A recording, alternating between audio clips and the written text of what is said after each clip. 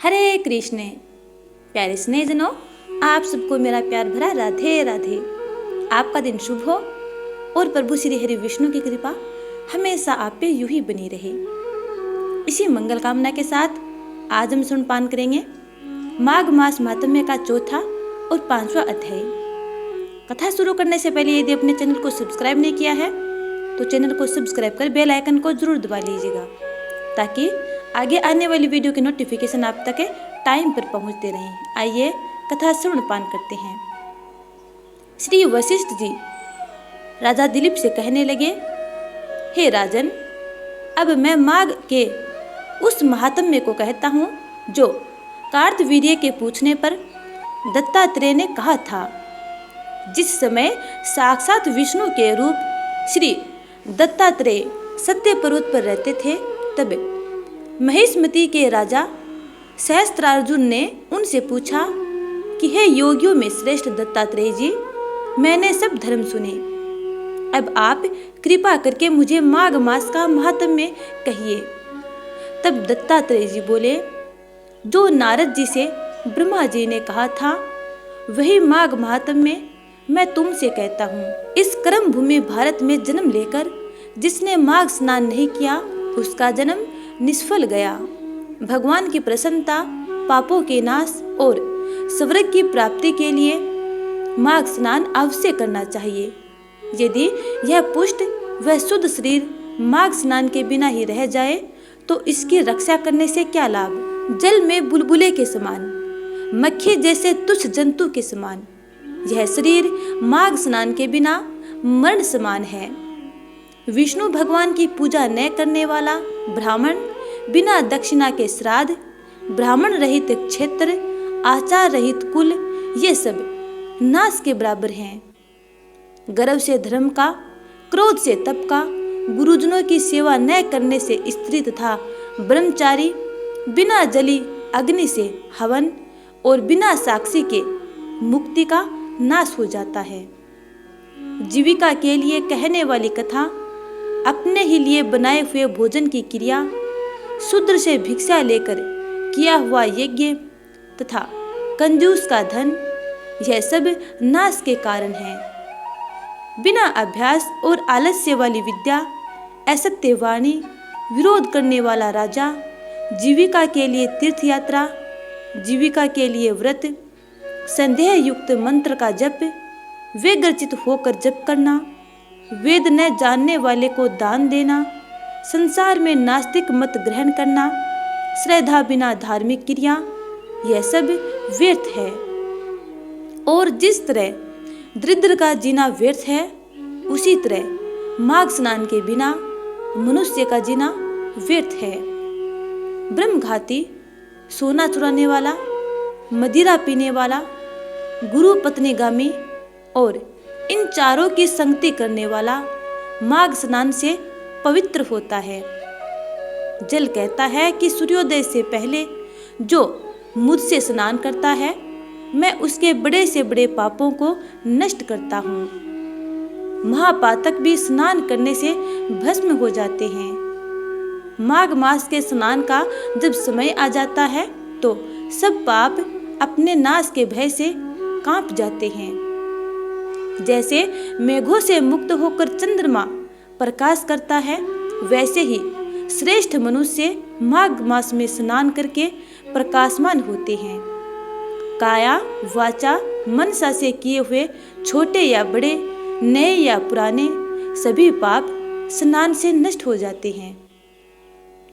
आलस्य में बिना जाने जो पाप किए हों वह भी नाश को प्राप्त होते हैं। जिस तरह जन्म जन्मांतर के अभ्यास से आध्यात्मिक ज्ञान की प्राप्ति होती है, उसी तरह जन्मांतर अभ्यास से ही माघ स्नान में मनुष्य की रुचि होती है। यह अपवित्रों को पवित्र करने वाला बड़ा तप और संसार रूपी कीचड़ को धोने की पवित्र वस्तु है। हे राजन, जो मनवांछित फल देने वाला माघ स्नान नहीं करते, वह सूर्य चंद्र के समान भोगों को कैसे भोग सकते हैं। दत्तात्रेय जी कहते हैं कि हे राजन, एक प्राचीन इतिहास कहता हूँ भृगु वंश में ऋषिका नाम की एक ब्राह्मणी थी जो बाल्यकाल में ही विधवा हो गई थी। वह रेवा नदी के किनारे विंध्याचल पर्वत के नीचे तपस्या करने लगी। वह जितेंद्रिय, सत्यवक्ता, सुशील, दानशीलता तथा तप करके देह को सुखाने वाली थी। वह अग्नि में आहुति देकर उच्चवर्ती द्वारा छठे काल में भोजन करती थी। वह वल्कल धारण करती थी और संतों से अपना जीवन व्यतीत करती थी। उसने रेवा और कपिल नदी के संगम में 60 वर्ष तक माघ स्नान किया और फिर वहीं पर उसकी मृत्यु हो गई। माघ स्नान के फल से वह दिव्य 4000 वर्ष तक विष्णु लोक में वास करके सुंद और उपसुंद दैत्यों का नाश करने के लिए ब्रह्मा द्वारा तिलोत्मा नाम की अप्सरा के रूप में ब्रह्मलोक में उत्पन्न हुई। वह अत्यंत रूपवती, गान विद्या में अति प्रवीण तथा मुकुट कुंडल से शोभायमान थी। उसका रूप, यौवन और सौंदर्य देखकर ब्रह्मा भी चकित हो गए। वह तिलोत्मा रेवा नदी के पवित्र जल में स्नान करके वन में बैठी थी।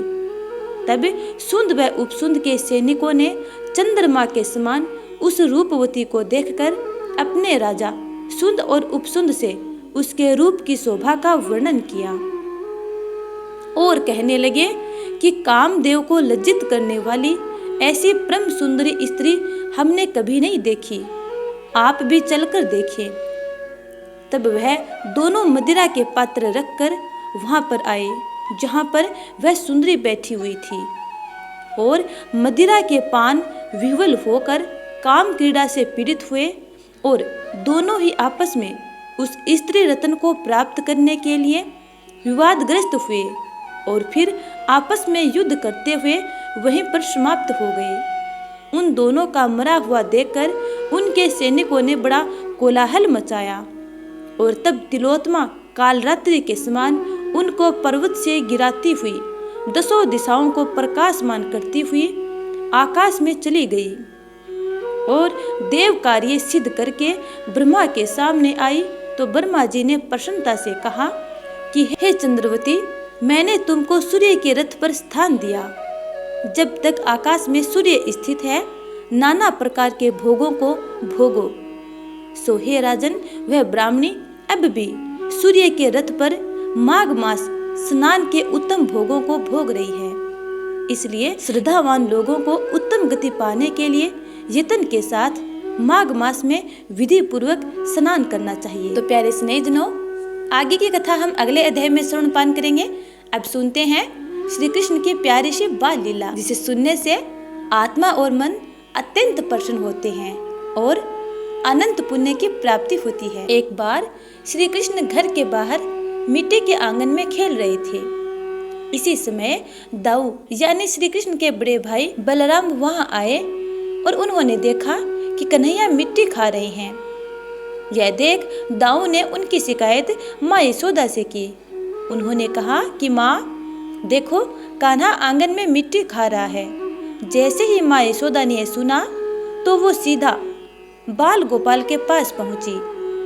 उन्होंने पूछा कि लाला, क्या तुमने मिट्टी खाई है? इस पर कान्हा बोले, नहीं माँ, मैंने मिट्टी नहीं खाई।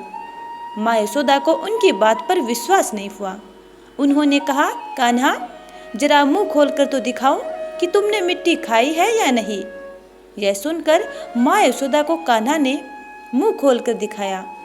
जैसे ही उन्होंने मुंह खोला तो माँ यशोदा अचंभित रह गई। माँ को उन्हें मुंह में मिट्टी तो नजर नहीं आई, लेकिन पूरा ब्रह्मांड जरूर नजर आ रहा था। माँ यशोदा को अपनी आंखों पर विश्वास नहीं हो रहा था।